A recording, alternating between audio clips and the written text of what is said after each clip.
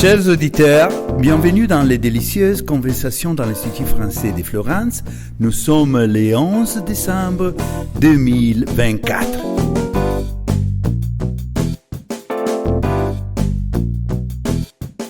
Le thème du podcast aujourd'hui est l'inclusion sociale et en particulier l'apprentissage des langues et l'éducation des enfants dans nos communautés qui sont de plus en plus multiculturelles et où cohabitent différentes traditions, langues et religions.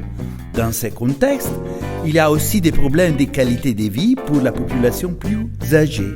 Il s'agit de faire des villes, des communautés intégrées, de respect mutuel et d'égalité des chances.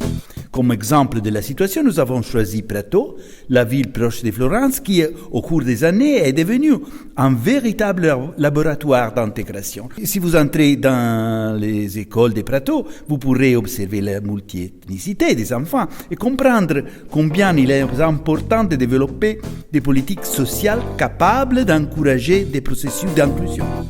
Quels sont les problèmes les plus difficiles à affronter et quelles interventions devraient être adoptées pour les résoudre?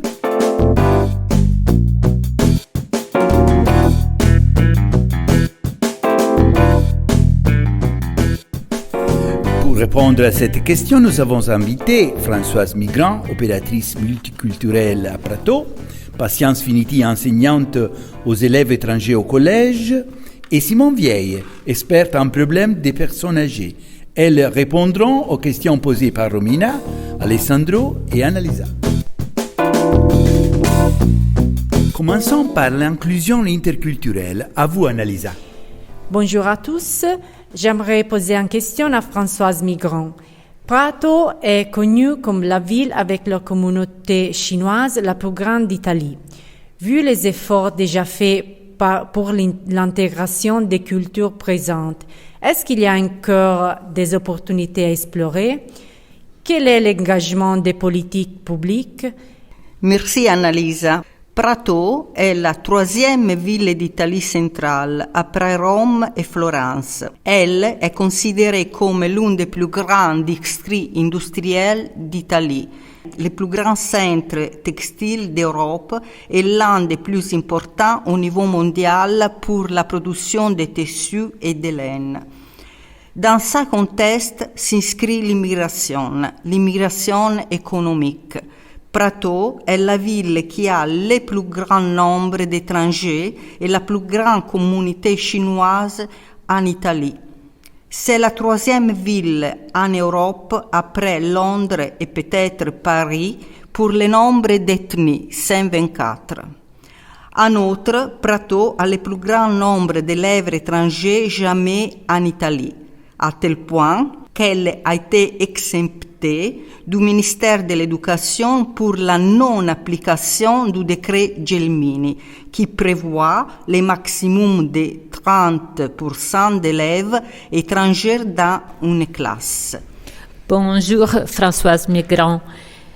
Une question. Par conséquent, compte tenu de ce qui précède, il n'est pas difficile d'imaginer la difficulté et surtout la complexité pour l'administration municipale de gouverner la ville. Qu'en pensez-vous?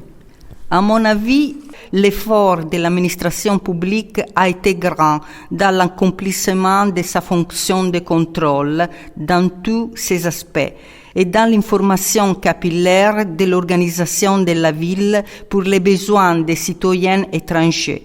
Bien sûr, on peut toujours faire mieux. Il faut dire que même pour sa vocation entrepreneuriale, Prato est très technologique et cela profite également à la machine municipale pour que cela fonctionne bien. Pour la question de savoir s'il y a un soutien institutionnel, je peux dire avec certitude que Rome est très loin. Pour la question sur l'intégration des cultures présentes à Prato, je ne doute pas qu'il y a encore des opportunités à explorer. La société évolue. Ce qui semble impossible aujourd'hui, demain peut devenir réalité.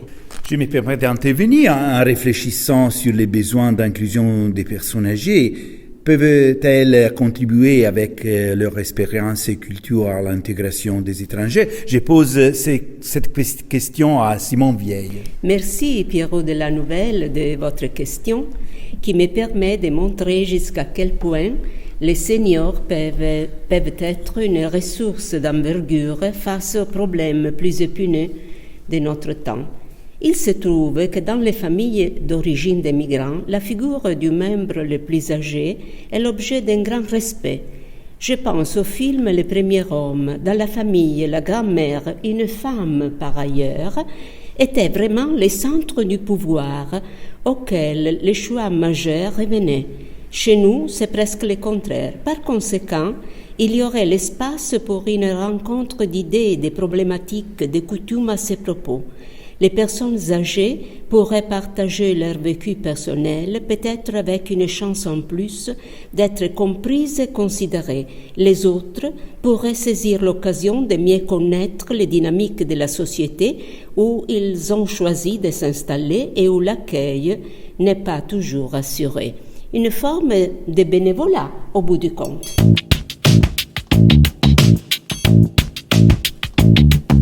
En général, la question se pose du rôle de l'éducation. L'inclusion sociale et le bien-être passent aussi par l'apprentissage des langues dès les plus jeunes âges. Que pensez-vous, Madame Finiti? Vous êtes enseignante aux élèves étrangers au collège. Mais merci bien de cette question. Et effectivement, l'inclusion des étrangers dans un pays devient plus facile si ces étrangers parlent la langue. Bien sûr, et de l'autre côté, la vie des immigrés de tout âge, et donc aussi des jeunes étudiants, améliore de plus en plus que la barrière linguistique tombe ou se réduit. Dans plusieurs cas, les enfants qui apprennent la langue à l'école deviennent intermédiaires entre la famille et les institutions qui les concernent, et aidant aussi les rapports des autres membres de la famille avec les milieux où ils ont choisi de vivre. Il faut quand même considérer que l'inclusion, paradoxalement, c'est un concept qui devrait envisager les rapports avec la diversité sans chercher de la réduire et de l'adapter à soi-même. Je vois bien que ça peut être ressenti comme une provocation. Dans la pratique, c'est vrai qu'au fur et à mesure que les jeunes apprennent la langue du pays, leur vie à l'école s'améliore et la vision du futur aussi.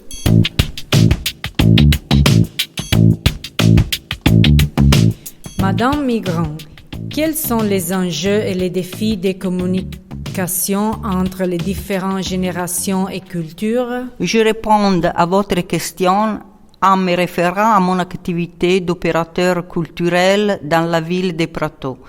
Pour l'administration politique d'une ville, la communication vers différentes cultures est fondamentale. La première étape consiste simplement à donner les informations utiles pour la vie, l'étude et le travail aux citoyens migrants qui vivent sur le territoire, y compris tous les documents type le permis de séjour, la carte d'identité, etc. Par exemple, pour la communauté chinoise qui est une ville dans la ville, il existe une appli qui s'appelle WeChat sur les mises à jour de la municipalité en italien et en chinois. La deuxième étape est de réduire la distance interculturelle. C'est facile à dire, mais comment vous pensez vous y prendre? C'est une question épineuse. À Prato, le service d'immigration de la municipalité organise des rencontres pour promouvoir la connaissance interculturelle entre les citoyens étrangers et italiens. À cet égard, je pense à un épisode qui pourrait représenter un petit pas vers l'intégration. Les Chinois ont l'habitude de se rendre au parc le matin pour faire le tai chi.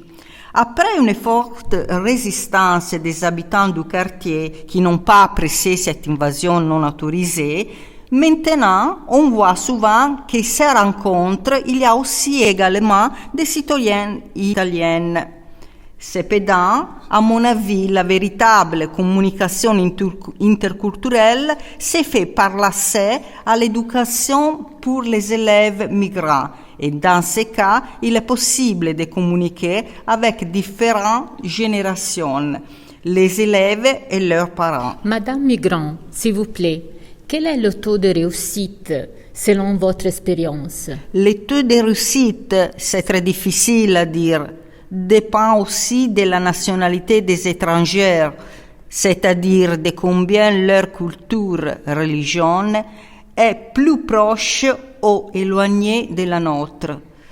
Ce que je peux dire avec certitude, qu'aujourd'hui, par rapport à il y a 30 ans, la situation s'est améliorée. On le perçoit par le fait que Prato est toujours une ville de migrants, mais il change de peau et se sent de plus en plus comme une ville multiethnique. Mais les problèmes d'inclusion ne concernent pas que les migrants. Les personnes âgées ne sont-elles pas également concernées par cette question? Comment bien vieillir dans nos sociétés toujours plus performantes et exigeantes? À ce propos, il y a Annalisa qui pose une question à Simon Vieille. Bien vieillir pour une personne âgée dans le contexte de l'intégration. Quels peuvent être les points de force? Quels sont les facteurs culturels, sociaux et pratiques à utiliser?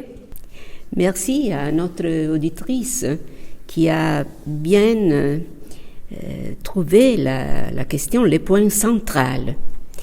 L'inclusion et l'intégration concernent aussi les personnes âgées qui souffrent d'un isme contemporain un peu inquiétant, l'agisme, une espèce de racisme de l'âge qui vise à exclure les seniors accusés d'avoir exploité moult ressources et de les avoir volées aux jeunes et de leur livrer une planète desséchée, vidée, abîmée. Ils ont les bénéfices de la retraite, par exemple, tandis que l'horizon des jeunes, à cet égard, est très nébuleux et sombre. Dans ces contextes, bien vieillir est bien plus difficile. Et pourtant, on ne renonce pas au défi. Il s'agit de renverser des idées reçues très enracinées. Maintenant, il y a une tendance assez diffusée à exorciser l'idée de la vieillesse et de la mort. On se berce souvent de vaines illusions. La jeunesse éternelle, la santé inoxydable, la beauté, le succès, la richesse. La possibilité de bien vieillir est donc fort réduite, mais les plus âgés résistent, sans pour autant oublier que tout va finir. Ils prétendent que la mort les trouve vivants. Et ils occupent les espaces libres, souvent, mais pas seulement, avec ceux qui partagent leurs conditions.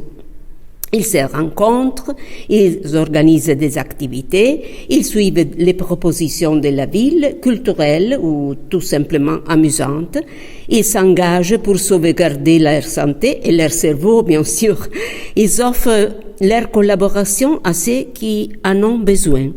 Et c'est comme ça qu'ils gardent le goût du prochain jour, sans compromettre leur dignité et tout en évitant les pathétiques. À ce point, n'êtes-vous pas un peu panglossienne? Qu'entendez-vous par là? Qu'on est dans le meilleur des mondes possible. Ah, nous avons ici un amateur de Voltaire, de Candide. Vous avez raison, je dois juste mentir. Le 4e âge, c'est le moment du bilan de toute une vie, et s'il est négatif, on n'a plus le temps de corriger. C'est le moment où l'on s'aperçoit du conflit entre le corps et l'esprit, parfois par le biais de la maladie. De la solitude, encore plus âpre quand on a perdu les personnes aimées. Cette solitude qui d'une part est à regretter et d'autre part à défendre contre l'ingérence des autres. Pour ceux qui ne sont pas encore vieux, je conseille de regarder les films amour du cinéaste Haneke. On y trouve l'avers et le revers de la monnaie vieillesse, les bien vieillir et surtout, jusqu'aux extrêmes, les mal vieillir. J'ai l'impression que le passage brusque du jour au lendemain entre la vie active et la condition de retraité est, sauf rares exceptions, très mal vécu. Je crois qu'il serait préférable pour tout employeur et salarié d'avoir une transition graduelle entre ces deux conditions. Quelle est votre opinion à ce sujet? Et si cet abandon du travail goutte à goutte était l'occasion de constater qu'on n'est pas si essentiel, ou pire, qu'il y a des ressources très fraîches, très dans l'air du temps, prêtes à remplacer le vieux? Et si la retraite représentait la libération d'un travail devenu trop lourd, alors je serais pour la liberté. Moitié retraité et moitié employé seulement pour ceux qui le désirent.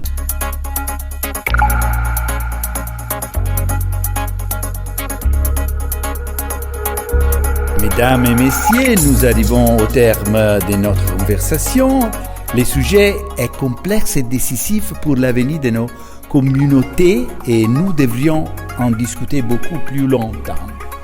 Cependant, il me semble que nous avons réussi à nous concentrer sur les problèmes les plus importants qui concernent l'inclusion et l'intégration des plus jeunes et des plus âgés. Merci à nos experts et à tous ceux qui ont participé. Je souhaite une bonne journée à tous les auditeurs.